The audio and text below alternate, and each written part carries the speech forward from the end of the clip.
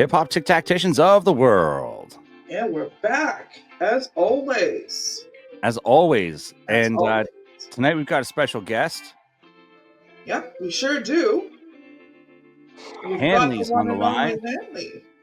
Yes, thank you guys for having me. I appreciate it. Much love to you guys for doing what you do, keeping the culture and the craft alive and keeping it how it should be. Bringing dope artists on. I've been following you guys for a while, so I see the artists you bring on. I'm familiar with a lot of them myself. So I'm doing them on my own podcast. So much love to you guys. I know what you guys do and how it goes. So again, I appreciate you having me on. Yeah, awesome. Thanks. So tell us what's going on, man. I know you've got a lot of good stuff coming on, but maybe our fans don't know you. Tell us about yourself, where this all started for you. Sure. So as of last March 2024, I came back to making music after a 12-year-long hiatus. I was making music prior to 2012. Took a long, abrupt hiatus starting in 2012, and it's kind of like a whole new artist came back from that hiatus. I feel like it. I think that 12 years growing up a little more, getting a lot more life lessons put into my system, brought out like a different type of artistry in my music. So as of 2 months ago in April, I dropped my first full-length project after returning to making music. That was Sideways 8. Mm-hmm. That was a collaboration album with Crates, a local producer from here in Ottawa, where I'm located. And as you know, I'm working on a second album currently already with another producer, another collaborative album with Calvin Crime. I'm not sure if you're familiar with the Bars of Death group. Yeah, so, Calvin Crime, Crates from there. Those two producers are who I've been working with pretty much in-house for the last half a year or so. That's awesome. Yeah, I get to DJ for Ulysses. Actually, Crates and Ulysses. Sorry, with. They just dropped that EP together, Crates and Ulysses, just before me and Crates dropped our album. Oh, okay, perfect. So we play a lot of those tracks a lot of the time too. So. That was a shout out to Ulysses and Crates. That was a really, really, really good project. Absolutely. So I just had a chance while I was at the park with my daughter to listen to the two singles that you had sent over. And I found them not to be alike at all. One is the type of music that I have in my playlist that I listen to in what I call my spare time, when I'm at home, when I'm in the car, when I'm with my kids. I let the swearing go when I'm with my kids. It doesn't matter to me. And then the other one is one that I probably wouldn't listen to so much in my spare time, but I would be so hype on stage as a live track. It would be so much fun to perform live. Can you talk about the contrast between the music that you make and how it could appeal to different audiences and how maybe you're feeling different ways when you're making it? Yeah. So can you tell me which one's which? Because I'm assuming the two singles you have are from the upcoming album, right? I sent you, Dodge Durango and what I Gotta Worry About. Yeah, so Durango is the one that I would want to see live. Yeah, absolutely, 100%. Agree with you, 100%. Call and response, get people going like this. Cut the track at certain parts for punchlines like that. That's a really fun live track. And then the other one is like so laid back and chill. And it was I wasn't expecting the contrast between the two. So I'm going to listen to your full project that you mentioned earlier that's out already. And because I like both styles a lot, so tell us a bit about that. So it's funny because you'll see when you do listen to the full project that I did with Crates, the Sideways 8 project. That's a much more modern sounding in regards to the production behind it. Whereas like the music before my hiatus I was making was like the early 2000s vibe still, like, you know, mixtape era, like Yeah. Diplomats, Dipset, that, like, you know, that era. So Mhm. like I didn't really want to leave that era behind when I came back into this era where we see a lot of drill and a lot of like crap, and like, again, like I say all the time, no slight to anybody that makes that type of music. It's just I cannot make a track with like only a minute long song where it's just like 8-bar verse and then a chorus and a fade out. I just can't do it. Yeah, There's not enough substance in it for me to do it. I'm And with you there. so with Dodge Durango, it was kind of one of those tracks. I heard the beat and I just started getting a rhythm for it right away, and it just like I really had no reason to name it Dodge Durango other than what came from like my thoughts out of my mouth onto the notepad. So that turned out to be that way, and like I know the way the chorus makes my persona may seem is a little more like thuggish gangster, and that is not, by all means, that's not me. But That's there's the more beauty of music. That's the metaphor. beauty of art, It's right? the metaphors that are in Yeah. what I'm trying to say, in that where obviously everything's subjective. People are gonna hear it one way and just look at it and perceive it as that. By all means, that's fine. I know how I made it. That's fine. You're allowed to have your opinion, you know. Yeah. But then when it came to the different sound with the recent single with Calvin Crime, What I Gotta Worry About, I wanted to show them that I could still drop like that kind of had like a Tribe Called Quest feel, or Yeah. like, you know, like a De La Soul feel, and like I really felt like it was bouncy, right? Like, but I was also able to like sternly like say like I'm like what do I really got to worry about? I feel like I'm good wherever I go. So, you know, yeah, to give you some perspective, I when I was listening to that, I had my earbuds in at the park, and my daughter's playing on the monkey bars, and it was like the perfect soundtrack for like a finally nice day. And it was cookout music, bro. Set the tone. It was perfect, man. Perfect. That's a barbecue in the summer at your boy's house, or at just a get together, and like, you know, yeah, it's there's just like a soccer game going on like over in my peripheral, but like just over at the side, and kids playing gear, and like it was just beautiful, man. You could be doing anything with that song in the background, and really, like, you know, like just and just vibe through it. Like Calvin Crime is just the versatility and the production we have on this upcoming album. It's you're gonna see like switches throughout the whole thing. Like it's unique. It's a little unusual because I kind of like to like throw people off sometimes, and like, you know, whereas just to reference Sideways 8 for anybody who has heard it. Shout out to everybody that has heard it, because I've seen people who have been posting it. So shout out to you guys. But Sideways 8, there was a lot of like, I had a lot of things I had to get off my chest. I had a lot of like emotion in that album, but it was on modern beats, so I didn't know how it was gonna be acknowledged or accepted. You know what I mean? Like I was trying to get out of my comfort zone, but not trying to like act like I have something to prove, because I don't really feel like I have to prove anything to anybody regardless. Like I'm just here I'm here to make art, you know what I mean? I'm not here to like climb trends. I'm not here to like buddy with everybody. You know, but I am cool with everybody. That's the thing. I'm cool with everybody. Like, you know, I give everybody a chance, everybody benefit of the doubt.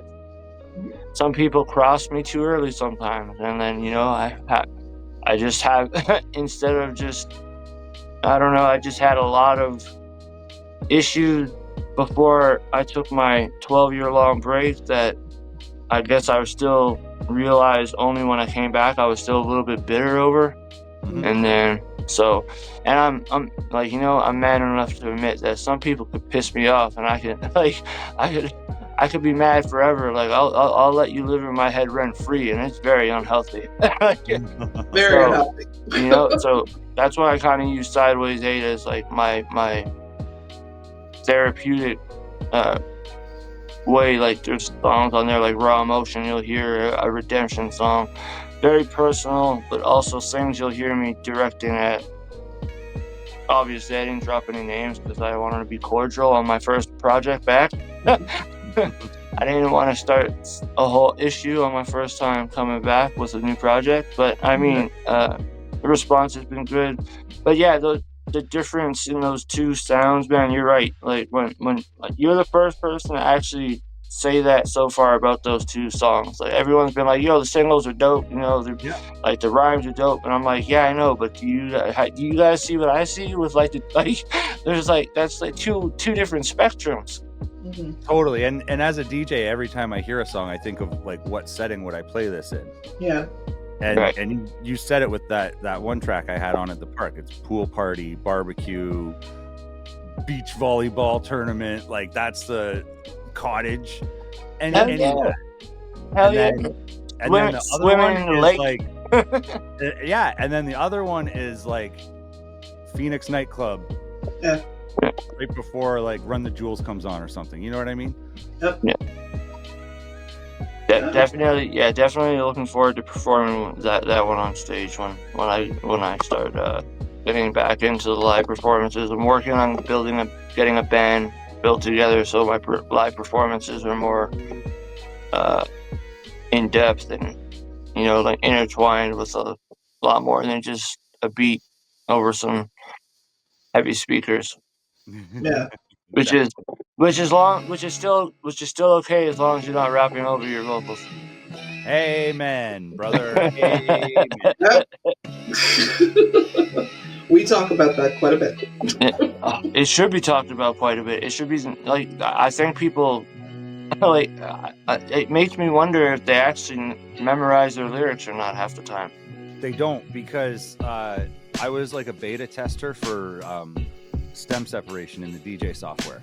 So before it was really mainstream and a lot of people knew about it, I'd do it to mess with people. Like if I thought that they weren't, and I would cut their vocals and they'd be looking around. This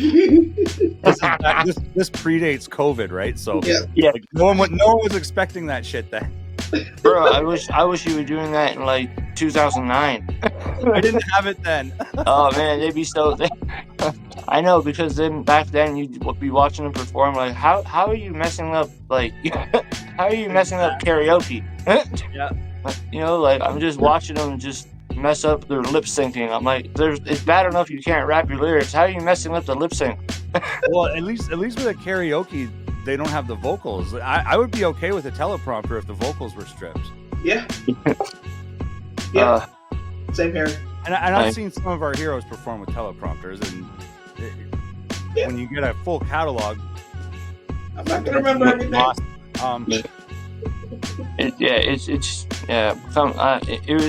It was a little bit of like a like coming back at like the age that I came back at, like at like being like leaving at like in my early 20s and coming back in my mid 30s. I was like, it's kind of like a weird decision to make. You're inherently coming into a young man's game, and I'm like, eh. So, you know, like I was unsure about it at first, but you know what? It's actually probably been like a great decision. How'd you get into it the first time?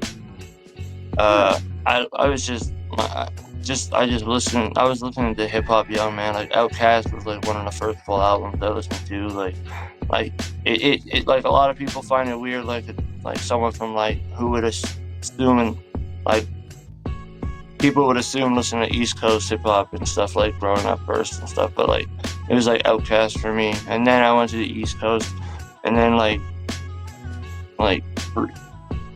early teens, it was like Southern, like Chopped and Screwed, like DJ Screw and like Pimp C and all, and like Swishahouse and everything. So like my music like range, and like with hip hop when it comes to like all the different spots like east, south, west, north, like I have like a favorite from each spot. So like up at all those people, like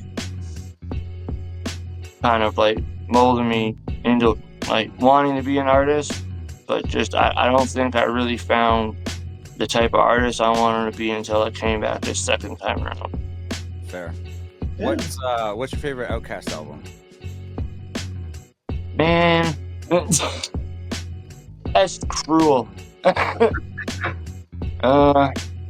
You can tell a lot about somebody by their favorite Outkast album. I know. Put you on the spot. Yeah. I don't know, man. I'm gonna go with the first one I heard. I have to. ATLiens probably. Sweet. Yeah, that's about right. But if we're talking like newer, like my favorite's Aquemini, but that's where I was. That's where I was at. 4 or 5 album run that was pretty much as perfect as it gets. But that's where I was at. Like I was stuck choosing between that and like, so I was like, man. Sometimes I say ATLiens as well, but today I'm feeling Aquemini. Yeah, definitely.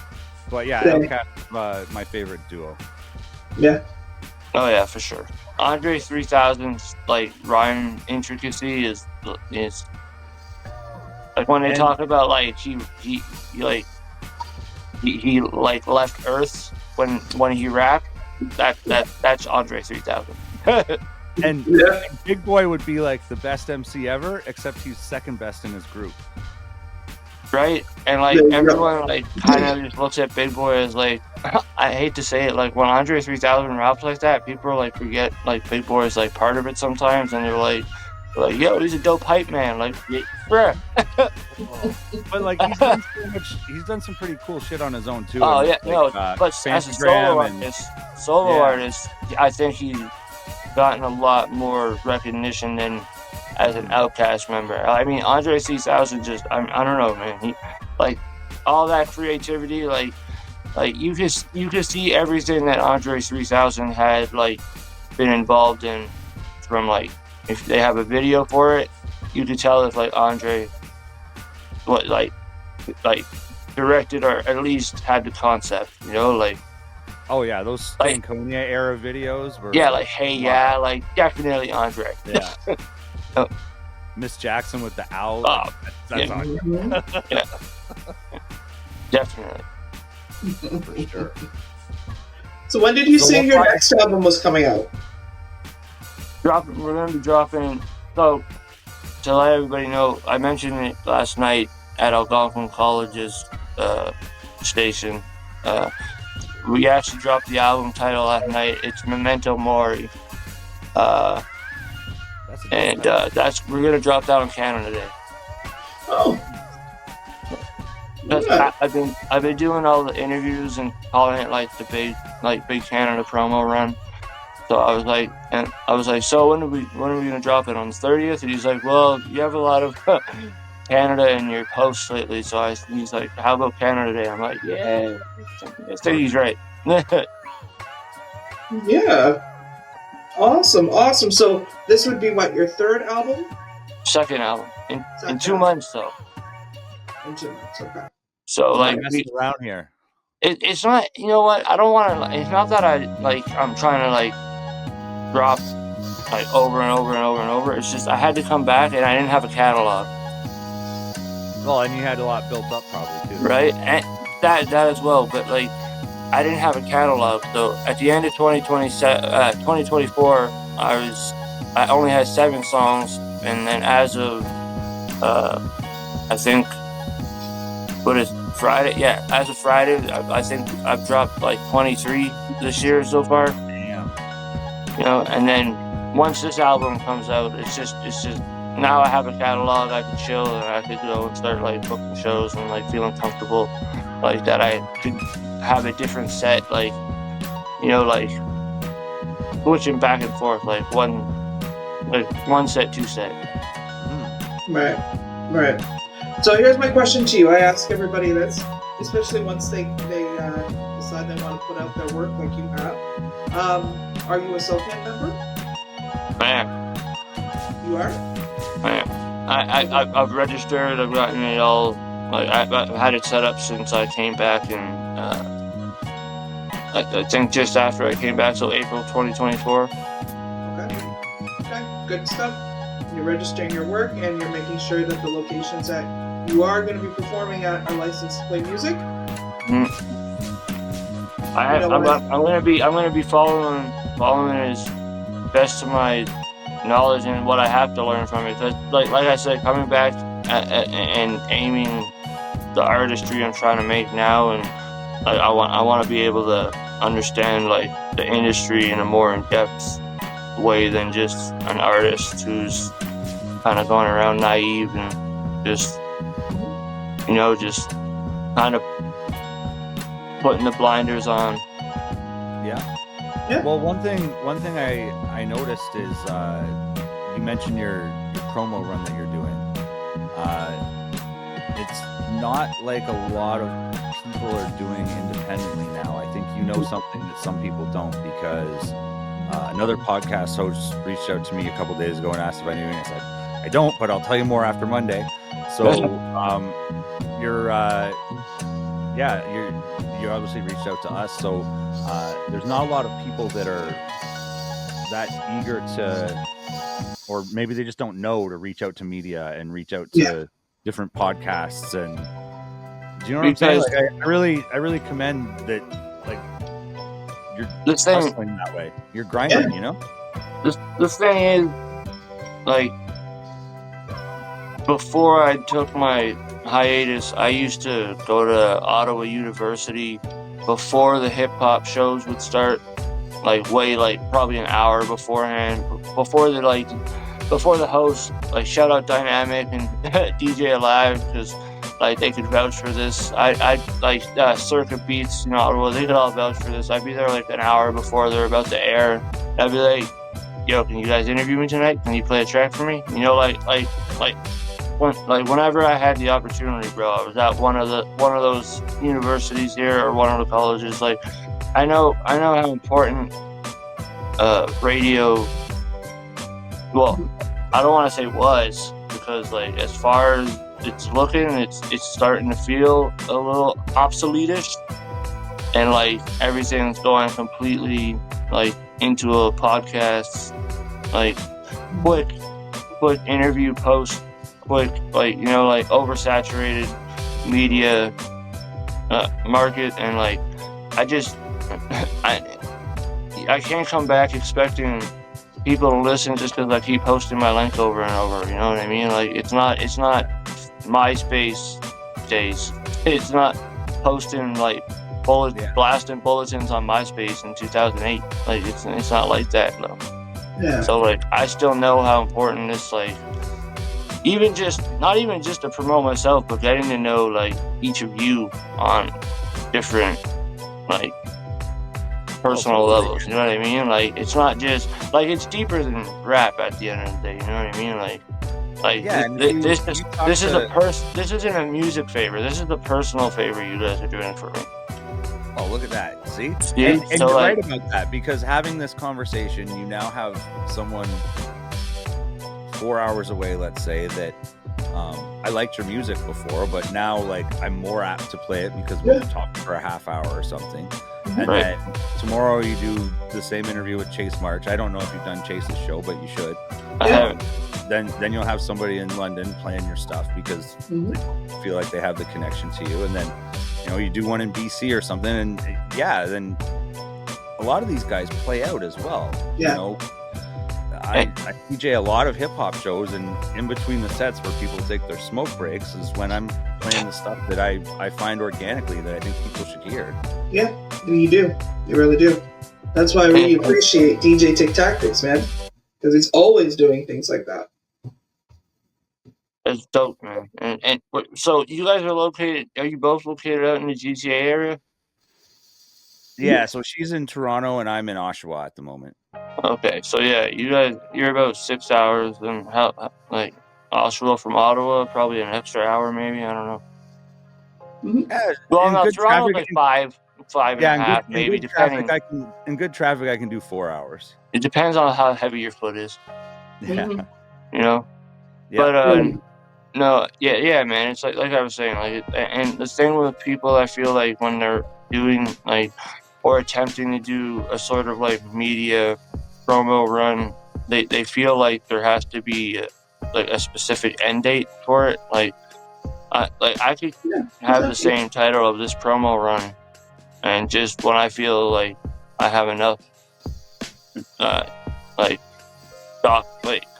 stock and like from footage to just audio clips to whatever, and I could just put that together as that one promo run, and that itself can become like documentary type content for like that promo run. There's so many, like I'm out here fucking playing chess, bro. I'm not like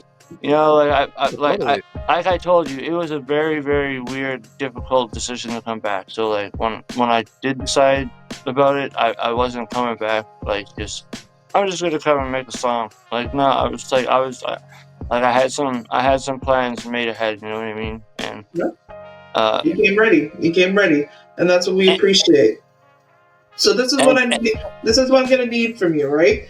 And we only record for about 30 minutes, so I want to respect everybody's time. And we're getting close. So what I want from you is, you already gave me an Outcast track that we're going to play. Give me 2 more, and we're going to play your original works as well. So 2 other songs. It can be Canadian. I would prefer it to be Canadian, but whatever you're feeling. 2 extra songs, and like I said, we're going to play Dodge Durango and the other one that Jay was digging. I'm calling what I gotta worry about. What I gotta worry about. Just chilling at the park. Exactly. Okay, so 2 more songs. Man.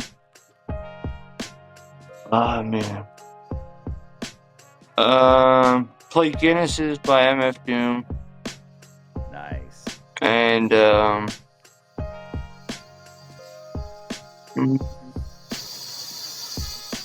come on. Sorry.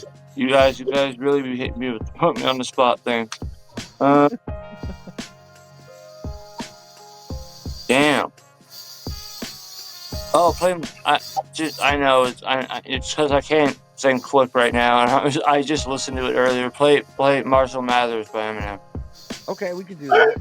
Cool. Oh, so wait, you said Canadian. Wait, you said Canadian. I didn't get. Did I? Have to be. Wait, what was the first one? What was the first one I gave you again? I gave you 2 American. No, wait. No, sorry. UK and American. Sorry, MF Doom was originally from the UK. Canadian. Oh man, play anything by Chocolate and anything by Beauty Black. Okay. Beauty. All right, cool. And shout out to them. They're actually, sorry, Judy. Anything by Michi Me. Yeah. No disrespect, Julie. I'm sorry. We might have and Chocolate knows I got love for him. Me and him are cool. So like shout out Chocolate. Awesome. We'll play everything, man. We'll play everything. I think we'll have the time. I think we will. I appreciate it. So we're looking forward to your release on Canada Day. That's going to be a big one. Everybody. So tell everybody where they can follow you at. Everywhere from Instagram, Facebook, YouTube. It's all the website names / Hanley Devoid, and on the YouTube one it's at Hanley Devoid. So that's Hanley and then DEVOID. Yeah, Devoid. And Spotify. Go run up to Spotify. Follow me on it. Add the tracks to your playlist. Do whatever you can on the Spotify. I appreciate the numbers lately. But yeah, and I appreciate y'all. Thanks a lot. Thanks for taking the time, man. We appreciate you as well. Yeah. Check out his music and come back anytime you have something to promote. This is your platform, dude. Absolutely. Appreciate it. Absolutely.